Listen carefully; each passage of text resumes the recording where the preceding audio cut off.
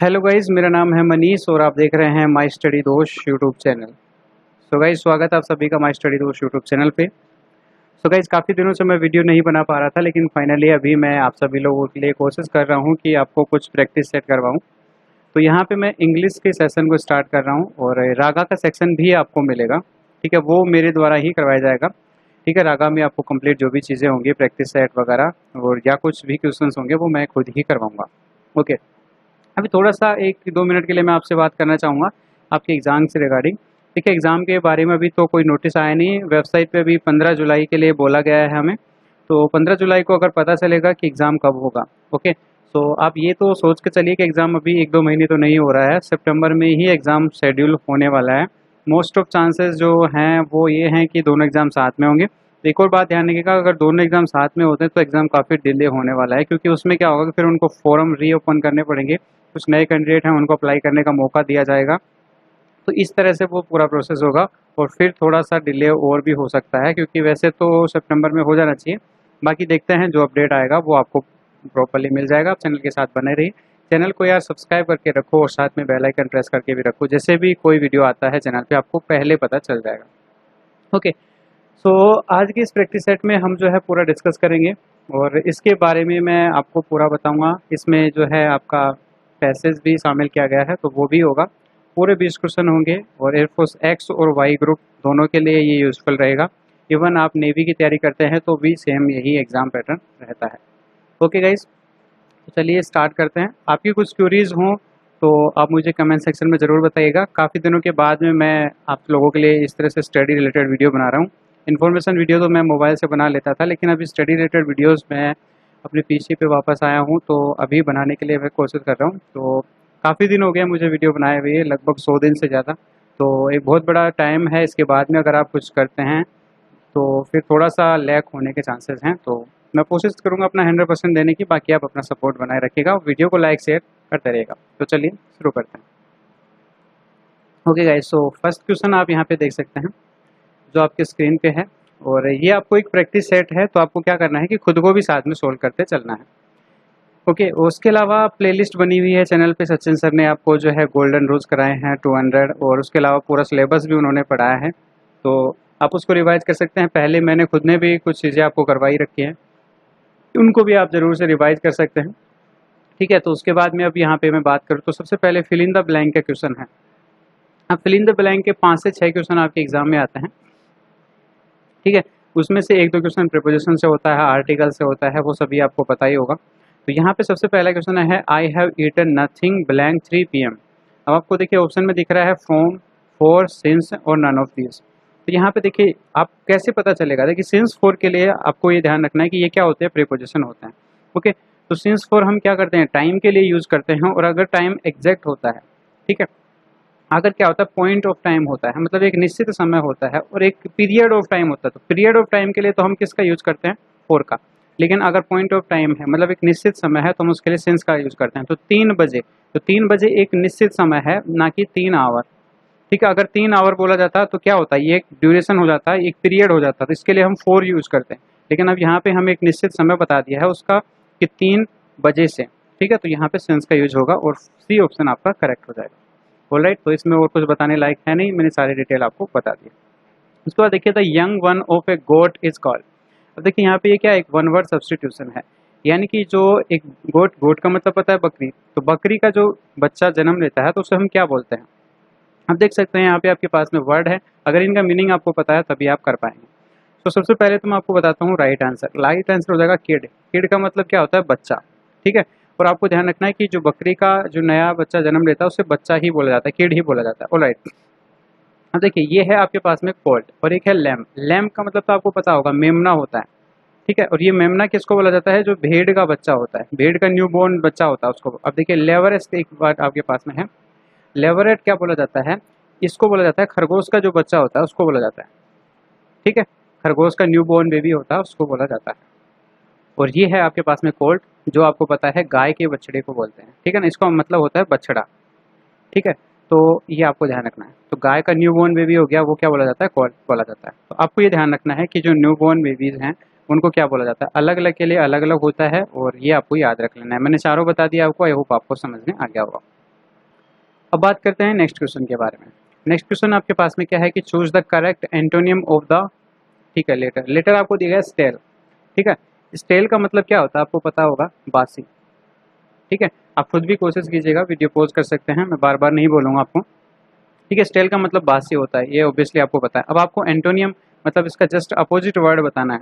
Alright, तो stele का मतलब बासी है तो न्यू, न्यू का मतलब कुछ नया होगा, ठीक है। तो ये इसका एंटोनियम नहीं हो सकता। टेस्टी का मतलब तो आपको पता है स्वादिष्ट होता है, ठीक है, तो ये भी नहीं हो सकता। रोटन का मतलब क्या होता है, ये बासी, ये भी नहीं हो सकता। क्यों नहीं हो सकता, क्योंकि ये सिमिलर वर्ड हो गया, ठीक है। ये भी बासी है, रोटन का मतलब या सड़ा हुआ भी बोल सकते हैं आप, इसे बासी भी बोल सकते हैं, ठीक है। तो ये हो गया। अब आप यहाँ पे ध्यान रखिए, फ्रेश। फ्रेश वर्ड क्या है आपके लिए, अब जैसे आप खाना बनाते हैं ना एकदम ताज़ा, फ्रेश, फ्रेश फूड, ठीक है। तो ये आपके पास में इसका जस्ट अपोजिट है और ये आंसर हो जाएगा डी ऑप्शन। इसका मतलब होता है ताज़ा। ऑलराइट, तो आई होप आपको ये समझ में आ गया होगा। अब कुछ लोगों को ये लग रहा होगा कि सर ये क्वेश्चंस ऑफ लेवल जो है वो बहुत ईजी है, तो आपको बता दूं कि बहुत ईजी भी नहीं है, बहुत हार्ड भी नहीं है, थोड़ा सा ट्रिकी क्वेश्चंस आपको यहाँ पे ध्यान रखना है। अब देखिए, करने को तो आप यहाँ पे जो है क्या कर सकते थे, न्यू भी कर सकते थे, कुछ नया भी कर सकते थे, लेकिन यहाँ पे आपको ध्यान रखना है कि जो वर्ड्स हैं सिमिलर मीनिंग के भी बहुत सारे होते हैं। जैसे आपको मैं नेक्स्ट क्वेश्चन में समझाने की कोशिश करता हूँ। नेक्स्ट क्वेश्चन देखिए, choose the correct word to fill blank, ठीक है। ये फिल इन द ब्लैंक में आपको बताना है बिकेम मोस्ट मीनिंगफुल, जो सबसे ज्यादा मीनिंगफुल है वो आपको बताना है, जो मोस्ट अप्रोप्रिएट है, ठीक है, तो वो आपको बताना है। देखिए, in the desert we can not walk blank feet. अब देखिए यहाँ पे सारे वर्ड जो हैं सेम मीनिंग से लग रहे हैं, बियर है, बेयर है और बियर है और बियरिंग है। तो अब यहाँ पे बताओ क्या होगा। अब देखिए, सबसे पहले तो हमें डेजर्ट का मतलब पता होना चाहिए। इसका मतलब क्या होता है, मरुस्थल, ठीक है। ये आपके दिमाग में आ जाना चाहिए। अगर ये मरुस्थल है तो आपको ध्यान रखना, we can not walk in the desert. मरुस्थल के हम अंदर हम नहीं चल सकते, कैसे, फिट, फिट का मतलब तो आपको पता हो, पैर होता है।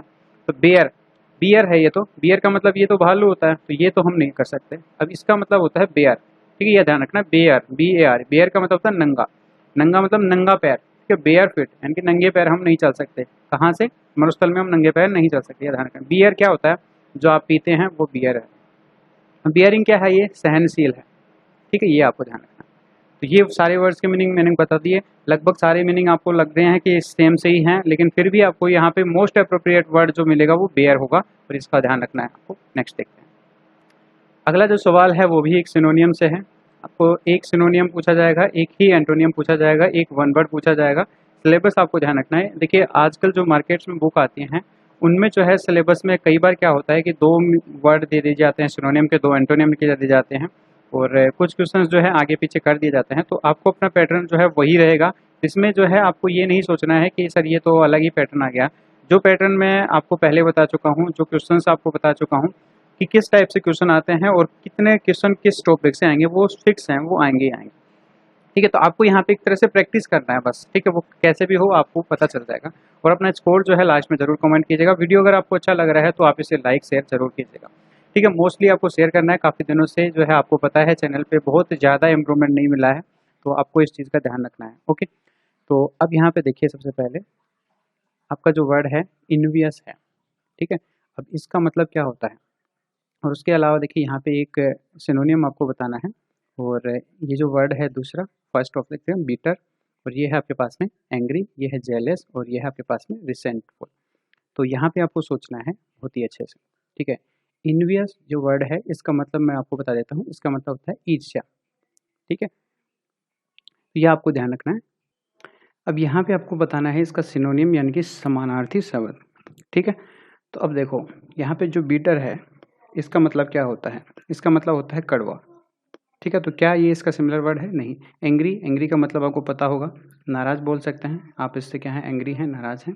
जेलियस, जेलियस का मतलब जो है वही होता है ईर्ष्या, मतलब आप किसी से क्या कर रहे हैं, जेलस हो रहे हैं, ईर्ष्या कर रहे हैं, तो ये इसका आंसर हो जाएगा सिमिलर वर्ड।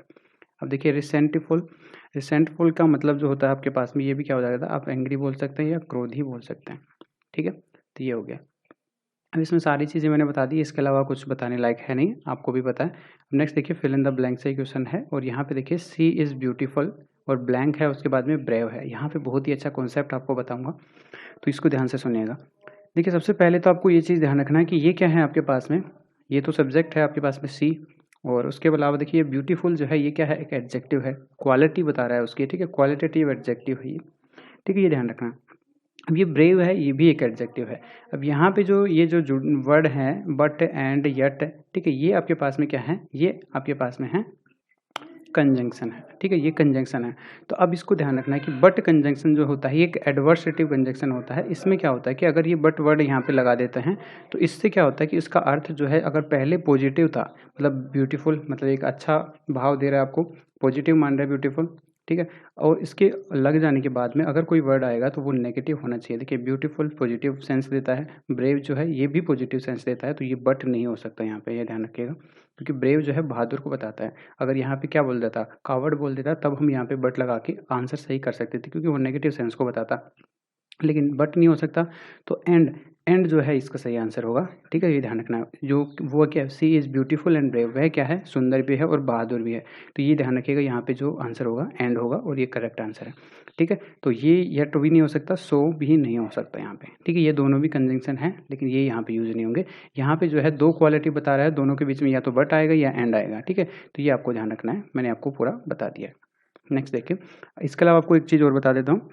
मैंने पहले पढ़ाया था कुछ दिनों पहले ही, तो उसमें जो है मैंने नाउन, प्रोनाउन और एडजेक्टिव ये पूरे करा रखे हैं। उसके अलावा कंजंक्शन भी शायद मैंने करवाए थे, तो प्लेलिस्ट बना हुआ है, इस वीडियो के डिस्क्रिप्शन में मैं डाल दूँगा। उसमें मैंने पूरा समझाया आपको कि कैसे कौन सा वर्ड यूज होता है, तो वो ज़रूर देख लीजिएगा। अब नेक्स्ट देखते हैं।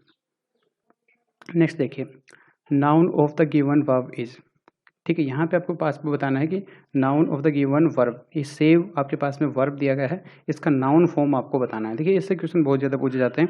वर्ब से नाउन पूछ लेगा, नाउन से एडजेक्टिव पूछ लेगा, और हो सकता है नाउन से आपको जो है एडवर्ब भी पूछ ले। तो ऐसे क्वेश्चन आपकी एक क्वेश्चन डेफिनेटली आते ही आता है। ठीक है, तो ये मैं ये तो नहीं कहूँगा कि बहुत सारे क्वेश्चन आएंगे, लेकिन एक क्वेश्चन डेफिनेटली आता है। ठीक है, ये आपके पास में क्या है, सेव। अब आपको बताना है किसका जो है वर्ड कौन सा होगा। ठीक है, अब इसका जो सही आंसर हो जाएगा वो हो जाएगा सी ऑप्शन। ये इसका नाउन फॉर्म है, ये क्या है, वर्ब है, और ये क्या है आपके पास में, नाउन है। उसके अलावा देखिए सेफली जो आपके पास में दिया गया है ये एडजेक्टिव है, सॉरी एडवर्ब है ये, क्योंकि इसके लास्ट में देखिए एल वाई लगा है। अब जिनमें एल वाई लगता है वो क्या होता है, एडवर्ब होता है। मैं ये नहीं कह रहा कि 100% केसेस में ये एडवर्ब ही होगा। कई बार क्या होता है कि डबल एल वाई लग जाता है तब भी ये एडवर्ब होता है, और एल वाई लगने पे एडजेक्टिव भी होता है, इसलिए मेरे दिमाग में स्टार्टिंग में एडजेक्टिव आया। एडजेक्टिव भी होता है, ये मैंने आपको बताया जब मैंने आपको एडजेक्टिव पढ़ाया था, उसमें देखिएगा बहुत सारे वर्ड मैंने आपको बताए थे जिनमें जो है एल वाई जुड़ने पे एडजेक्टिव होता है, और डबल एल वाई जुड़ने पर भी वो क्या हो जाता है, क्रिया विशेषण यानी कि एडवर्ब हो जाता है। ये आपको ध्यान रखना, सेफ्टी, ये इसका जो है नाउन उड़ जाएगा। इसके अलावा मैंने ये भी बताया था कि उन नाउन को, एडजेक्टिव को हम कैसे पहचान सकते हैं। अब जब भी नाउन पहचाने तो उसको व्हाट से क्वेश्चन कीजिए, मतलब क्या है। ठीक है, क्या है, सेव है, और कैसा है, हाउ से क्वेश्चन कीजिए, वो क्या होगा आपके पास में, एडजेक्टिव। ठीक है, क्वालिटी को बताता है एडजेक्टिव, तो हाउ से अगर आप क्वेश्चन पूछेंगे तो वो हमेशा क्या बताएगा, आपका एडजेक्टिव बताएगा। ठीक है, तो अब यहाँ पे देखिए ये क्या है, इसका नाउन फॉर्म है। अब इसको सवाल कीजिए व्हाट से, क्या है, सेफ्टी है। ठीक है, सुरक्षा है, क्या है, सुरक्षा है। अगर आपको जवाब मिल रहा है तो वो सही है, मतलब वो नाउन है। ठीक है, अब आपको पूछा जाए कैसा है, जैसे अभी देखिए ये ब्यूटीफुल क्या है, ये एक एडजेक्टिव है, तो अब आपको पूछेंगे इससे वर्ड से पूछे क्या है, सुंदर है, ऐसा कोई आंसर नहीं मिलेगा, कैसा है। ठीक है, हाउ, कैसा है, सुंदर है, तब आंसर आपको मिलेगा।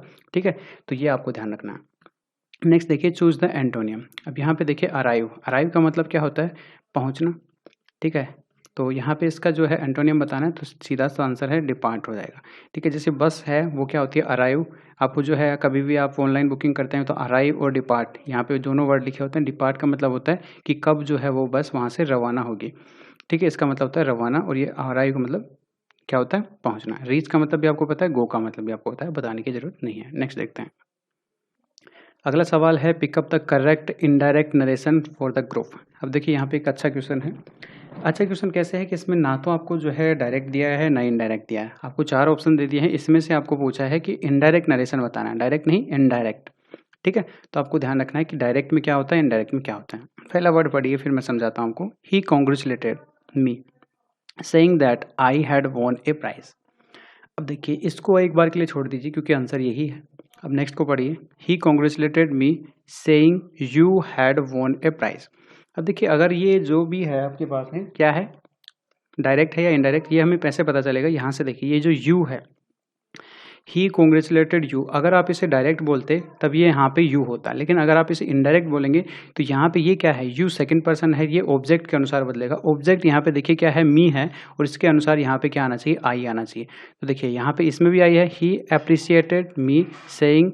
अब देखिए यहाँ पे सेइंग बोल दिया, आई हैड वॉन, तो ये तो कुछ अलग ही मैटर हो गया, तो ये नहीं हो सकता, यहाँ पे नन ऑफ दिस भी नहीं होगा, फर्स्ट ऑप्शन हो जाएगा ही कॉन्ग्रेचुलेटेड मी। आप देखिए जब भी अगर आप कहेंगे अगर प्राइज जीतेंगे तो कॉन्ग्रेचुलेट करेंगे, ठीक है। अप्रिशिएट भी आ सकता है, लेकिन यहाँ पे जो है ये वर्ड हैड आया है यहाँ पे और आई भी आया है, तो वो सेंटेंस यहाँ पे सुटेबल नहीं है, ठीक है। तो यहाँ पे ये पास्ट में चला गया, आई हैड वॉन, तो यहाँ पे आप देख सकते हैं I had won a prize, यहाँ पे ये आंसर इसका सही होगा। फिर से सुन लीजिए, he congratulated me saying that I had won a prize. अब यहाँ पे देखिए कंजंक्शन भी लगा है दैट, लेकिन यहाँ पे कोई कंजंक्शन नहीं लगा है, तो ये भी आपको ध्यान रखना है। नेक्स्ट देखते हैं। नेक्स्ट जो सवाल है, choose the correct article to fill in the blank, ठीक है। तो आर्टिकल बताना है, the cow is blank useful animal. अब देखिए यूजफुल, आपको पता है कि ए या एन का यूज कब होता है, जब साउंड जो है आपका पास में वोवल होता है, लेकिन अगर कॉन्सोनेंट साउंड आता है तो यहाँ पे किसका, ए का यूज करता है। देखिए यूजफुल को कैसे लिखेंगे, यू इस तरह से लिखेंगे, तो ये क्या है, जो व्यंजन है, व्यंजन का साउंड हमें मिल रहा है, कॉन्सोनेंट का मिल रहा है, तो यहाँ पे इसका आंसर हो जाएगा ए, इसमें कुछ नहीं बताना। अगर डेफिनेट होता है तो हम दा का यूज करते हैं बस, और कुछ नहीं बोलना है, ठीक है। और नेक्स्ट देखिए, choose the correct opposite of draft. अब देखिए इसका मतलब क्या होता है, सबसे पहले तो आपको ये पता करना है, क्योंकि इसका अपोजिट वर्ड पता करना है, तो इसका मतलब होता है बोना, आदमी, ठीक है। तो ये आपको ध्यान रखना है। अब देखिए, अब इसका अपोजिट बताना है, तो देखिए स्मॉल नहीं हो सकता, शॉर्ट नहीं हो सकता, लिटिल नहीं हो सकता, क्योंकि ये सारे जो है छोटे के सेंस को बताते हैं, ये सिमिलर में आ सकता है। अब जो गेंट वर्ड है ये ऑटोमेटिकली हो गया, इसका मतलब होता है विशाल, तो ये इसका जो है अपोजिट वर्ड हो जाएगा। देखिए यहाँ पे बहुत ज़्यादा क्वेश्चन जो हैं सिनोनिम एंटोनिम से पूछे जा रहे हैं, लेकिन ये आपके लिए डेफिनेटली यूज़फुल है। अगर आपको एक क्वेश्चन भी यहाँ से मिलता है तो आपके लिए बहुत ही ज़्यादा ये यूज़फुल रहने वाला है। मैं आपको पहले बता चुका हूँ, कोई भी बुक ऐसी नहीं है जिसमें 100% ऐसा दिया गया हो कि आपके सिलेबस में कैसा आता है, क्योंकि वो इतना स्टडी नहीं करते हैं, उनको सिर्फ क्वेश्चन डालने से मतलब होता है, तो ये चीज़ भी ध्यान रखिएगा। बाकी ऐसा कोई दिक्कत नहीं है, आप बुक से प्रैक्टिस कर रहे हैं तो वहाँ से क्वेश्चंस का प्रैक्टिस आपको एटलीस्ट हो रहा है, वहाँ पे जो भी क्वेश्चन अगर आपके सिलेबस में पूछा जाता है तो वो आप आसानी से कर पाएंगे। नेक्स्ट देखते हैं। अगला जो सवाल है आपकी स्क्रीन पे आप देख सकते हैं, वन विच बेस्ट फिट। देखिए अब यहाँ पे एक फ्रेज दिया गया है, जो वर्ड है एज जेंटल एज ए। यहाँ पे देखिए डॉव दिया गया है, फ्लाई है, बी है, लैम है। लैम का मतलब मैंने अभी बताया था मेमना होता है, ठीक है। इसका मतलब होता है क्या, भेड़ का बच्चा, ठीक है। बी का मतलब मधुमक्खी होता है, तो ये आपको जानना है, ठीक है। अब देखिए एक फ्रेज है, अब देखिए ये फिक्स है, इसमें आप कोई चेंज नहीं कर सकते, ये आपको याद ही रखना है, as gentle as a lamb, ठीक है। तो यहाँ पे आपको ध्यान रखना है, जेंटल मतलब होता है आपके पास में कोमल। अब इस फ्रेज के अंदर इसका वर्ड कोमल यूज़ किया गया है, कि मतलब इतना कोमल व्यक्ति जो आपको बिल्कुल भी हर्ट नहीं कर सकता, ठीक है। अब एक आप ये सोचिए कि एक लैम्ब है जो अभी न्यूली बोर्न बेबी है, वो आपको क्या हर्ट करेगा, उसको तो कुछ भी नहीं पता है इस दुनिया के बारे में, तो वो आपको बिल्कुल भी हर्ट नहीं कर सकता। तो यहाँ पे आपको ध्यान रखना है, as a gentle as a lamb, ये फ्रेज होता है, और ये इसका आंसर हो जाएगा, सी ऑप्शन करेक्ट है, ठीक है। Choose the सिनोनियम of the following word. अब ट्रायल है यहाँ पे, इसका सिनोनियम आपको बताना है, ठीक है। मैं फिर से बोल रहा हूँ, ये वर्ड यहाँ पे सिनोनियम एंटोनिम की ज़्यादा है इस प्रैक्टिस सेट में। नेक्स्ट प्रैक्टिस सेट में कुछ और क्वेश्चंस ज़्यादा हैं, तो वो आपको सिर्फ प्रैक्टिस के लिए हैं, यहाँ पे मैं पैटर्न की बात नहीं कर रहा हूँ, ठीक है। तो यह ध्यान रखिएगा। अब ट्रायल जो वर्ड है, इसका मतलब होता है परीक्षण। जैसे अभी आपने जो एक कोविड-19 की दवाई बनी है कोरोनिल, उसके परीक्षण को लेकर के जो है बाबा रामदेव पे बहुत सारे जो है एफआईआर वगैरह दर्ज हुई थी। अभी तो खैर वो सब क्लियर हो गया है, तो वो ट्रायल को लेकर ही था। उन्होंने मांगा था कि आप क्या ट्रायल किया है वो हमें शो कीजिए, तो परीक्षण, ठीक है। तो यहाँ पे जो है इसका सिनोनिम पूछा है, तो इसका आंसर हो जाएगा एग्जामिनेशन ऑफ एविडेंस, मतलब जो सबूत हैं उनका जो है हमें एग्जामिनेशन, परीक्षण, ठीक है। जो परीक्षण है उनका सबूत मांगा गया था, परीक्षणों का सबूत, ठीक है। एविडेंस ये प्रूफ होता है, तो ये आपको पता है, तो ये ध्यान रखना है। उसके बाद देखिए ये वर्ड जो आपके पास दिया गया है, प्रोसिक्यूशन जो वर्ड है, इसका मतलब आपके पास में होता है अभियोग, ठीक है। अभियोग आपके पास में इसका मतलब होता है। अब ट्रिब्यूलेशन जो वर्ड है, इसका मतलब होता है कलेश। तो अब ये सारे मीनिंग मैंने आपको बता दी, मीनिंग भी आपको ध्यान रखना। एविडेंस का मतलब होता है प्रूफ या सबूत, ठीक है। तो ये आपको पता चल गया। परीक्षण, परीक्षण का मतलब यहाँ पे सिमिलर वर्ड पूछा था। एग्जामिनेशन का मतलब भी परीक्षण होता है, एग्जामिनेशन ऑफ एविडेंस, परीक्षणों का जो है आपको क्या करना है, सबूत देना है, ठीक है। तो ये इसका आंसर हो जाएगा। नेक्स्ट देखते हैं। अब नेक्स्ट वर्ड देखिए यहाँ पे, रॉन्गली स्प्लिट वर्ड, ये भी क्वेश्चन आपसे पूछा जाता है। जो गलत है ये आपको बताना है। देखिए मीनिंग सिंपल सिंपल से हैं। अम्ब्रेला UMBRELLA बिल्कुल सही है। अकोमोडेशन ACCOMMODATION, एकोमोडेशन का मतलब होता है आवास। अम्ब्रेला का मतलब होता है छाता, तो ये तो आपको ओबियसली पता होगा। अब देखिए रिसीव, यहाँ पे वर्ड दिया गया है कमिटी। कमिटी का मतलब होता है समिति, ठीक है, तो ये आपको ध्यान रखना है। ये वर्ड भी सही है। अब यहाँ पे इसमें देखिए रिसीव का मीनिंग जो होता है RECIEVE होता है, ठीक है। तो यहाँ पे देखिए ये जो लास्ट में जो वर्ड दिया गया है आई और ई, इसको उल्टा कर दिया गया है, ठीक है। सॉरी, एक मिनट, सेम ही लिख दिया। ये वर्ड होगा RECEIVE, ठीक है, ये वर्ड हो जाएगा। ये जो आई और ई है इनको आगे पीछे कर दिया जाता है। तो आपको ध्यान रखना है जहाँ पे आई और ई दो वोवल एक साथ आएंगे उनको आगे पीछे करके ये हमेशा एरर बनाई जाती है, ये आपको ध्यान रखना है।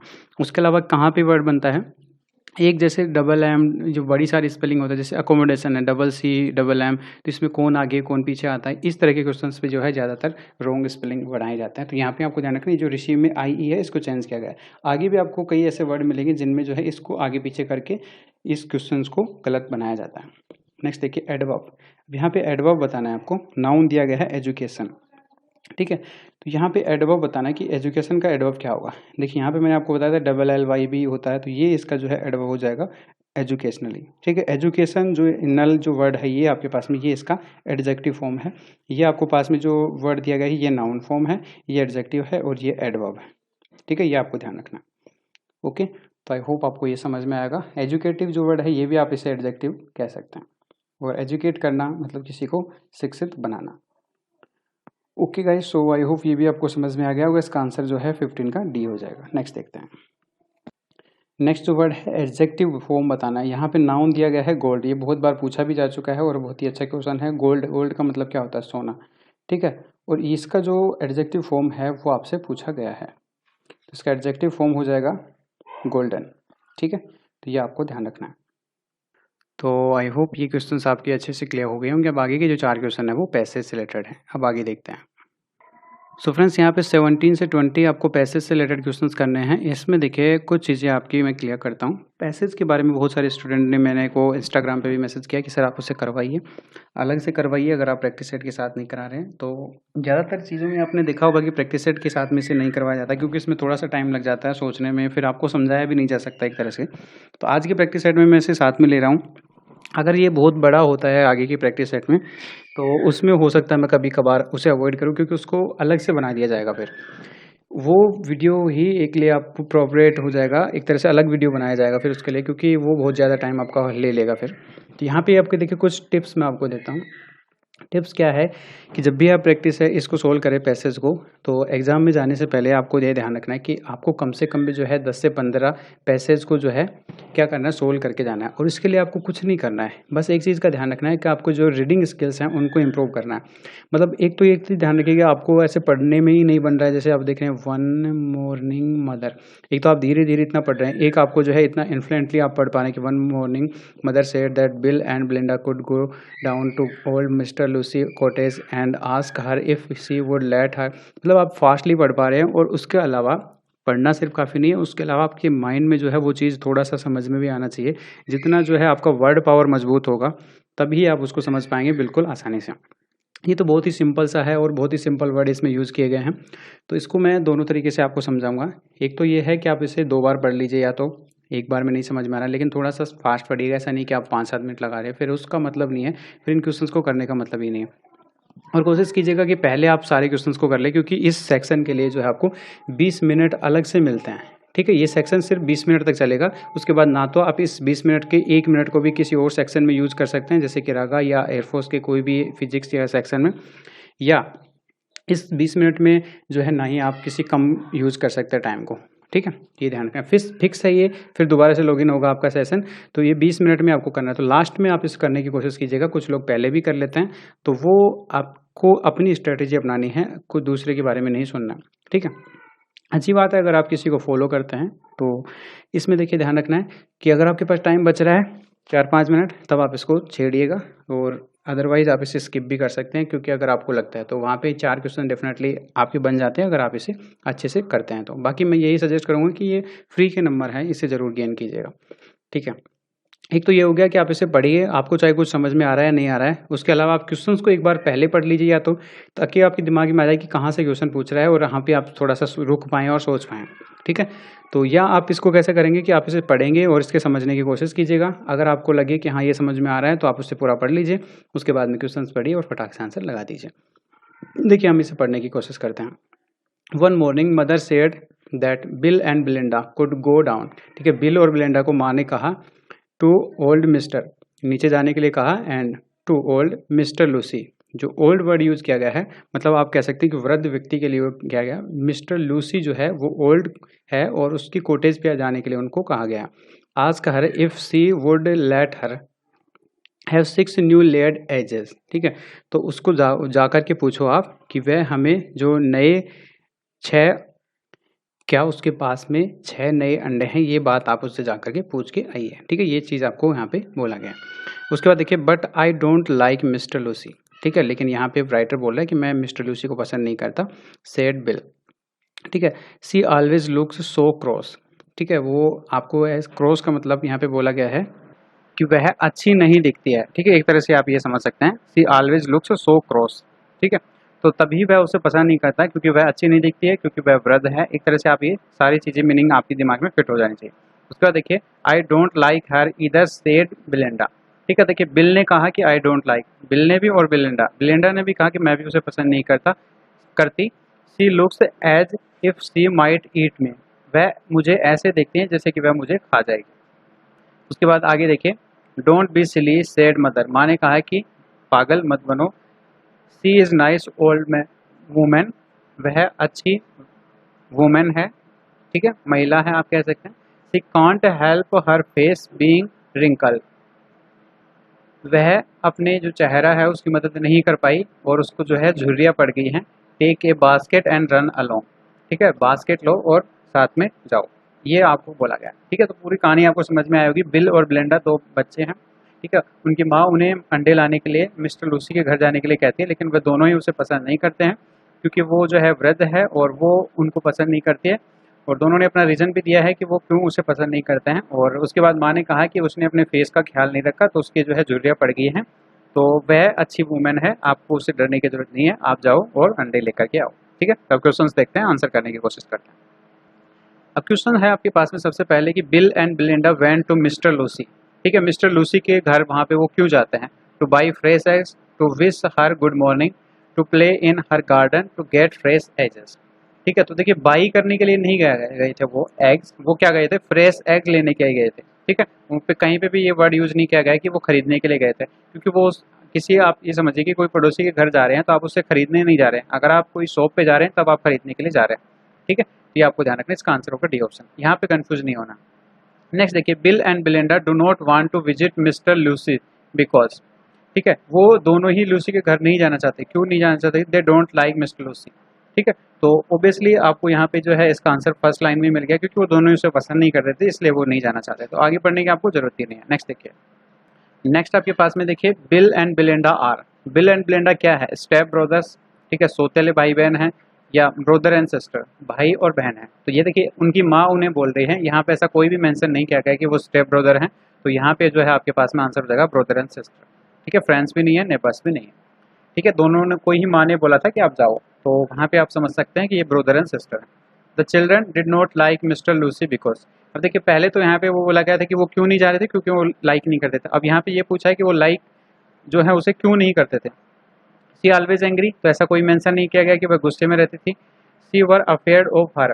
ठीक है, दे वर अफेयर्ड ऑफ हर, वो उससे क्या थे? डरते थे।